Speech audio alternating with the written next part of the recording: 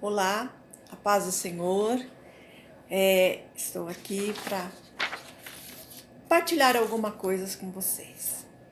E a palavra que Deus colocou no meu coração para estar partilhando com vocês é sobre a imprevisibilidade da vida.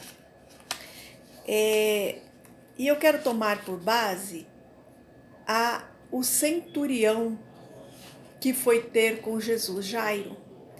Ele era um líder da sinagoga.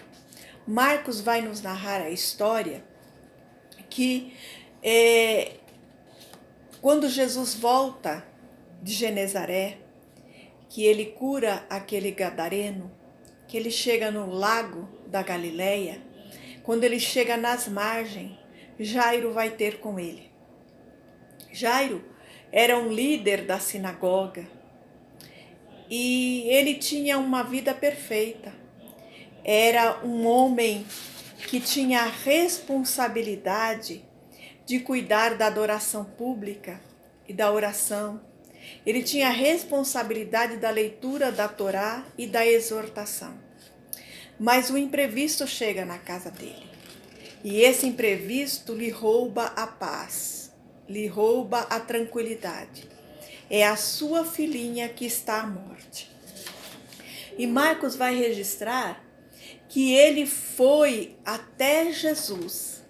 E quando ele chega perante Jesus, ele vai implorar insistentemente. Ele diz: minha filhinha está morrendo.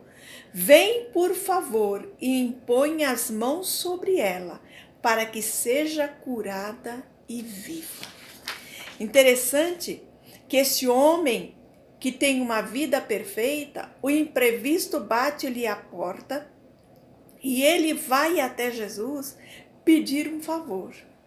Esse homem tinha tudo às mãos para, quem sabe, fazer uma barganha com Jesus, dizer: Jesus, olha, eu tenho um problema aqui, o seu ministério está crescendo, está tendo algumas dificuldades aí, eu posso cuidar de ti. Eu tenho condições financeiras.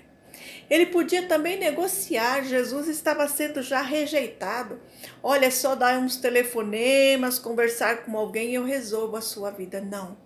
Quando o imprevisto lhe bate à porta, ele vai até Jesus implorar para que Jesus pudesse ir curar a filha dele. A distância de onde Jesus estava, do lago da Galileia até Cafarnaum, não era uma distância grande. E quando ele insiste, Jesus disse: eu irei sim. E eu imagino Jairo guiando Jesus. Jesus, você vai? Então a minha casa é lá. Nós vamos tomar este caminho. E Jesus sai atrás de Jairo para ir até a casa dele, para atender a necessidade dele. Mas nesse caminho tem uma mulher de fluxo de sangue. E ainda há um relato que havia uma grande multidão. Eu fico imaginando você estar caminhando um caminho, tem uma pessoa em casa muito doente e uma grande multidão. Uma coisa é você andar duas pessoas no caminho para socorrer alguém. Uma coisa é andar com uma multidão. Além de ter essa multidão que impede a caminhada de ser rápida, Jesus de repente para e pergunta que alguém lhe tocou.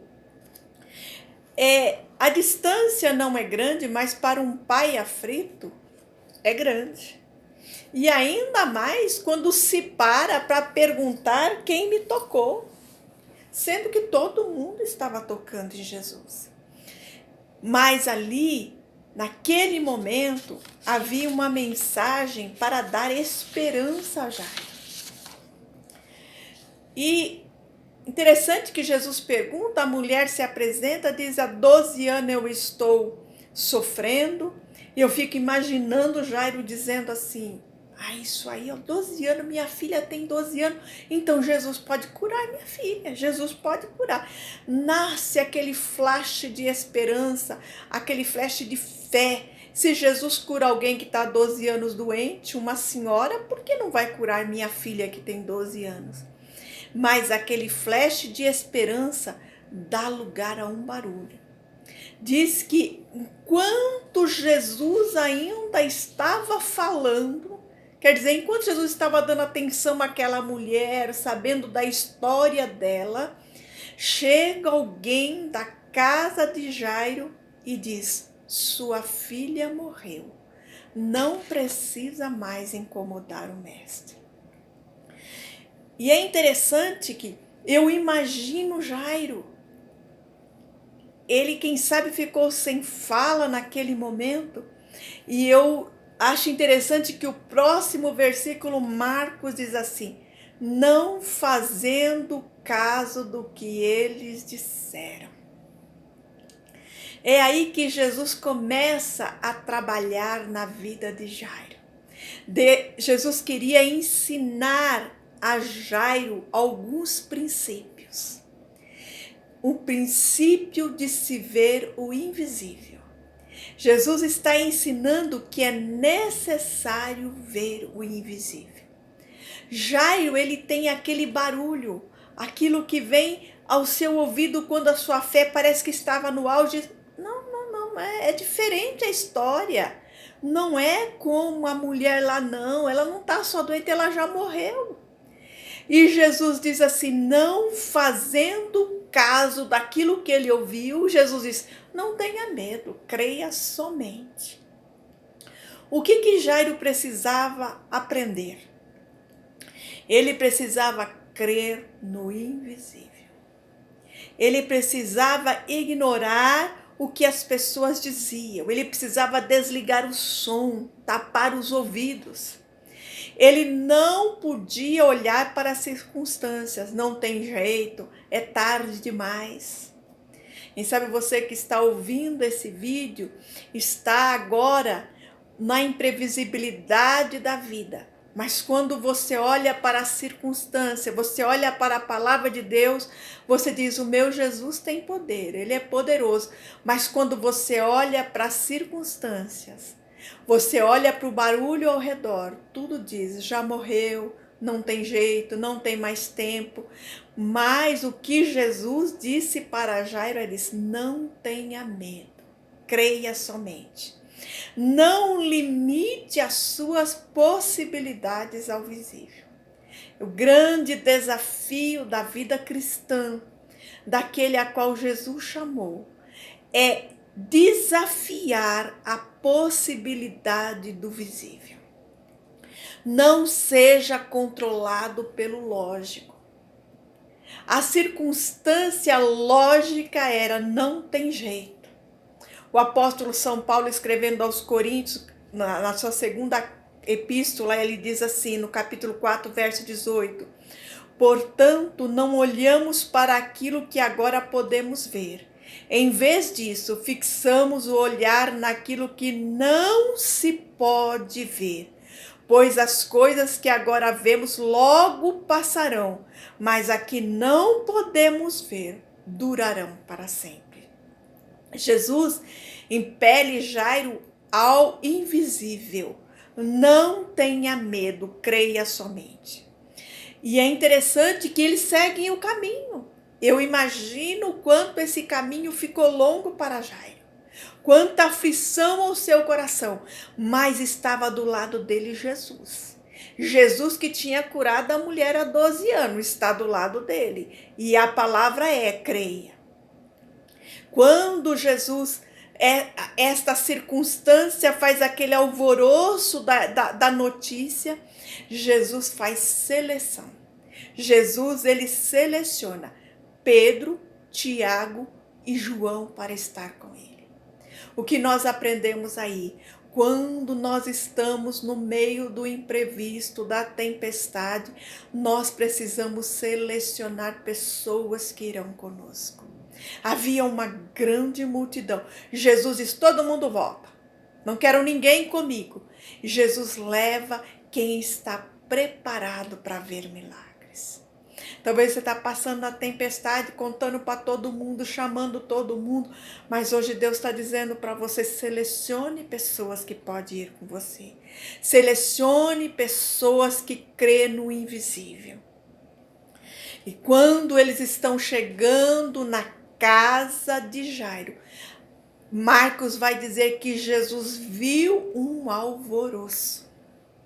Talvez você diga, mas é natural, havia morrido uma criança, a mãe estava chorando, os vizinhos veio ver o que estava acontecendo, e como era o costume da época, tinha as mulheres carpideiras que vinham lamentar o defunto, então tá todo mundo à porta.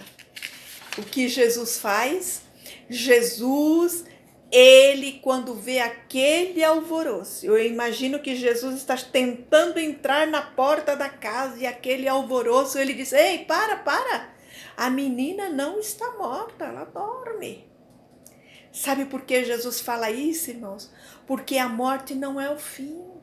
Jesus está passando ali um princípio que morte não é o fim, morte é o começo. Ela estava melhor, ela estava dormindo, ela estava com o Pai.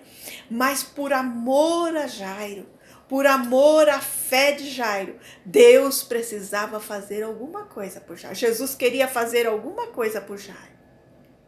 Sabe o que Jesus faz, irmãos? Jesus manda sair a mesma palavra que Jesus usou para expulsar os cambiadores do templo, aqueles que vendiam no templo, é a mesma palavra que Jesus faz para as carpideiras e para os vizinhos. Jesus expulsou com autoridade todos que estavam à porta. Jesus expulsou porque eles riram. Quando Jesus disse que está dormindo, ri. Ele não entende, está chegando agora, já quer dizer o que está acontecendo. Eu quero dizer uma coisa para você. Jesus sabe muito mais de você do que você mesmo. As pessoas estão olhando para as circunstâncias e estão rindo. Que isso? Está dizendo que vai dar? Não dá. Expulse aquele que não tem fé como você. Expulse aquele que não tem o mesmo propósito que você tem diante de Deus, porque eles vão rir, eles não creem no propósito que Deus tem na sua vida. Jesus ordenou para que todos saíssem, e com isso Jesus está completando o ensino dos princípios para Jairo. Quais são esses princípios? Ele não pode dar ouvido aos barulhos. Ele precisa crer no impossível, precisa crer que Jesus fará milagres por amor a você. Jesus estava ali não porque a menina estava morta e não estava bem, não. Jesus estava ali porque Ele é Deus de milagre e quando nós pedimos, Ele é capaz de fazer. Que Deus abençoe a sua vida, que você possa entender que a vida é feita de imprevisto, mas nós precisamos crer no invisível. Nós temos que crer que o nosso Jesus é poderoso para mudar a nossa história. Que Deus te abençoe.